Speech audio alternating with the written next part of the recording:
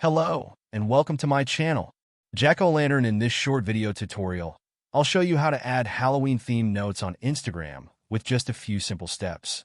Be sure to watch until the end. And if you find this helpful, don't forget to like the video and subscribe to the channel for more tutorials and tips. To get the Halloween note feature on Instagram, start by updating your app from the App Store or Google Play Store. Once you've done that, open the Instagram app on your mobile device. At the top right of the screen, you'll see a message icon. Tap on it to access your direct messages. At the top of this screen, you'll find the note section. To add a Halloween-themed note in gold, just tap on Drop a Thought at the start of the note section. Now, type a note using words like Halloween, costume, pumpkin, witch, horror movies, skeleton, or ghost. After you've written your note, hit the share button. And there you go.